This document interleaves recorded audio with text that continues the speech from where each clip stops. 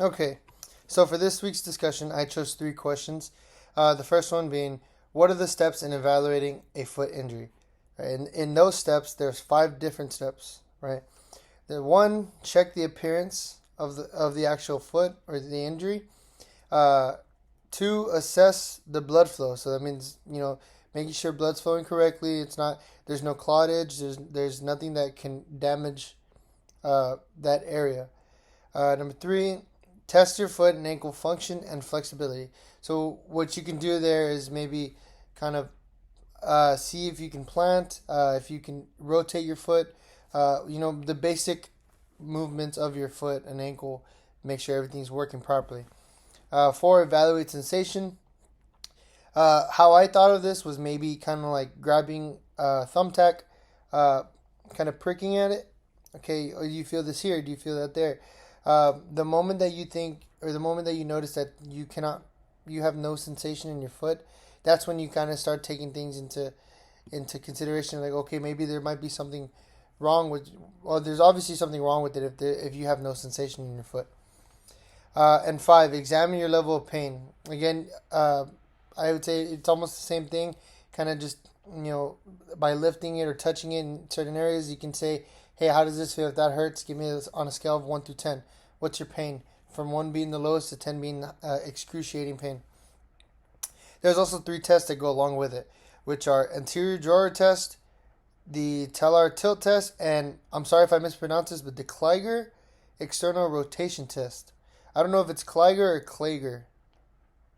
Something like that. All right, for number two, what bones make up the foot and how are they arranged and what motions are allowed between them? So there's a lot of bones that make up the foot. There's also a lot of joints, a lot of ligaments that go into play. Right, so, but mainly what the foot is made of, it has fibula, tibia, tarsals, metatarsals, and phalanges. There's also, it also consists of 28 bones, 33 joints, 112 ligaments, and it's controlled by 13 extrinsic and 21 intrinsic muscles. Right, so and the motion that all that allows the foot to do is to kind of to hinge up and down, side to side, to rotate, kind of just to help, it's basic walking. That's how I thought of it, and that's how I explained it to myself when I read this. And for number three, what are some common injuries to the foot that frequently occur in athletes? How would you care for these sort of injuries?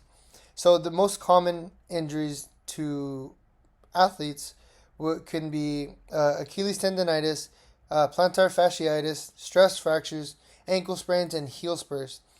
All right, so the best thing to do, the way you can take care of plantar fasciitis and heel spurs is, from what I read, the best thing to do is do it in the morning before anything else. It's only 20 minutes. You kind of roll on ice, so you can get like a frozen water bottle and kind of just roll on it to kind of help ease the pain, kind of cool it off. That's one of the best ways you can help with that injury. As for ankle sprains, stress fractures, and Achilles tendonitis, you can do shock therapy. You can do laser therapy, calf stretching. You can take non-steroidal anti-inflammatory drugs, which are basically like your oh man, I'm blanking on the drugs. It can be like Aleve, it's anti-inflammatory, Tylenol, something like that. And you can also use night splints. Night splints, it's kind of just something that you put on throughout the night to kind of help have less movement. There's less friction going on and stuff like that. You can also use molded orthopedics to kind of help alleviate some of that pain, kind of help form your arches on your foot correctly, so that way your foot's not kind of falling flat in, stuff like that. But yeah, those are the three questions that I chose for my discussion today.